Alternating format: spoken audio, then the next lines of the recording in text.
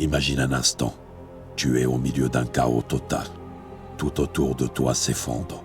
Le monde semble perdre la tête. Et pourtant, au milieu de cette tempête, tu restes calme, imperturbable. Tu as la force intérieure d'un roc face aux vagues déchaînées. Tu es l'œil du cyclone, le calme au cœur de la tempête.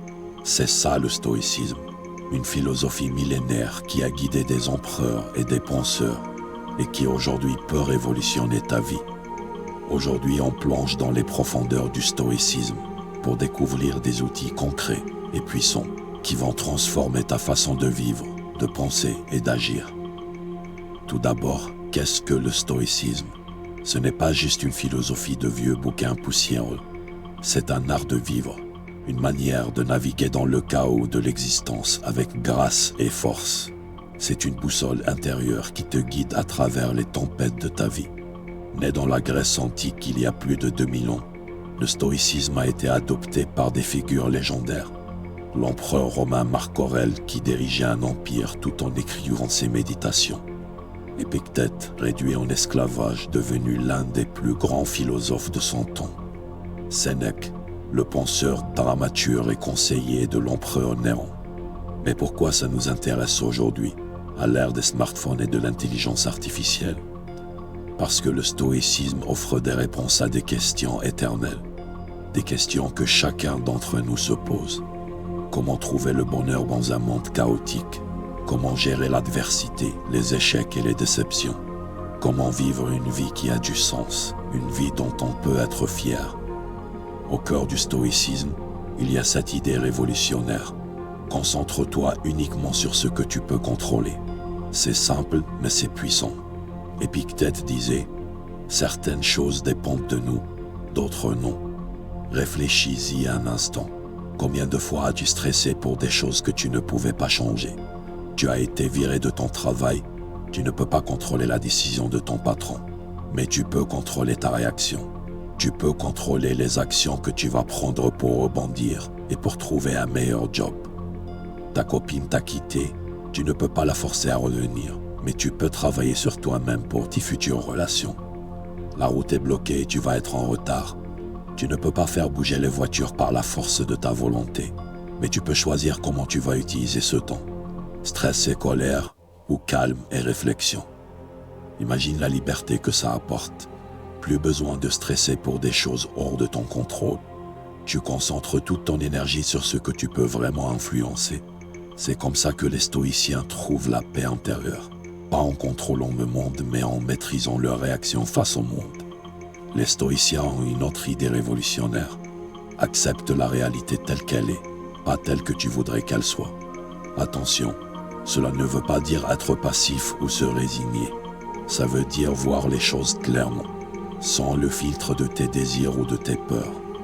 Marc Aurèle, l'empereur philosophe, disait « Tu as le pouvoir sur ton esprit, pas sur les événements extérieurs.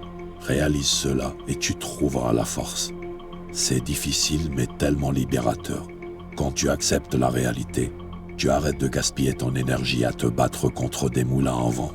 Tu peux enfin agir efficacement basé sur ce qui est, pas sur ce que tu voudrais qu'il soit. Prenons un exemple, tu as un projet important, tu as travaillé dur, mais les résultats ne sont pas à la hauteur de tes attentes. Tu peux te lamenter, te plaindre que c'est injuste, ou tu peux accepter la réalité. À partir de là, tu peux analyser pourquoi, apprendre de tes erreurs et faire mieux la prochaine fois. Pour les stoïciens, le vrai bonheur ne vient pas de l'extérieur. Il ne vient pas de l'argent, de la célébrité ou du pouvoir.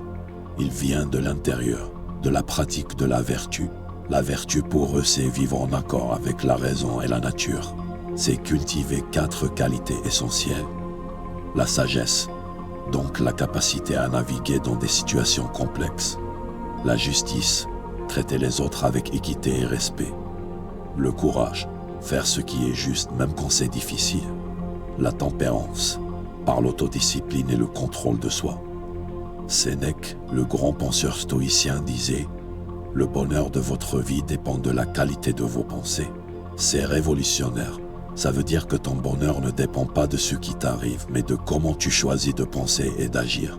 Tu as le pouvoir de créer ton propre bonheur. quelles que soient les conséquences extérieures. Imagine que tu fais face à un échec quelconque. Une réaction stoïque serait de voir cela comme une opportunité de croissance et de réinvention. Tu choisis de voir cela comme un défi à relever. Ça peut paraître morbide, mais les stoïciens pratiquaient la méditation sur la mort, pas pour déprimer mais pour vivre plus intensément. Marc Aurèle se répétait chaque matin: tu pourrais quitter la vie maintenant, agis en conséquence. L'idée c'est de te rappeler que ton temps est limité. Ça t'aide à te concentrer sur l'essentiel, à vivre chaque jour comme s'il pouvait être le dernier. Pas dans la peur, mais dans l'appréciation intense de chaque moment.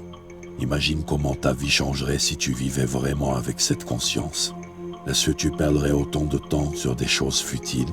Est-ce que tu remettrais à demain les choses importantes? Est-ce que tu dirais plus souvent « je t'aime » à ceux qui comptent pour toi? Cette pratique nous rappelle de vivre maintenant, pas dans un futur hypothétique. Elle nous pousse à agir, à créer, à aimer, parce que nous sommes conscients que notre temps est précieux et limité. Maintenant, comment mettre tout ça en pratique dans ta vie quotidienne? Le journal stoïcien. Chaque matin, prends quelques minutes pour réfléchir à ta journée. Qu'est-ce qui pourrait mal se passer? Comment pourrais-tu y faire face de manière vertueuse? Le soir, revois ta journée. As-tu agi en accord avec tes principes? L'exercice de privation volontaire. De temps en temps, prive-toi volontairement de quelque chose que tu apprécies. Ça peut être la nourriture, le confort. Par exemple, tu peux dormir par terre. Ou la technologie. Une journée sans smartphone, par exemple. Ça te rappelle que tu peux être heureux avec moi et ça renforce ta résilience. La visualisation négative. Imagine perdre quelque chose ou quelqu'un que tu aimes. Ça semble cruel, mais ça t'aide à apprécier ce que tu as tant que tu l'as. L'action malgré la peur. Fais régulièrement des choses qui te feront peur, comme parler en public, demander une augmentation, exprimer tes sentiments.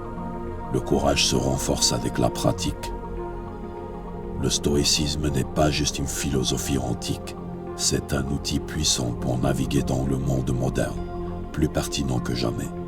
Contrôle ce que tu peux, accepte ce que tu ne peux pas changer.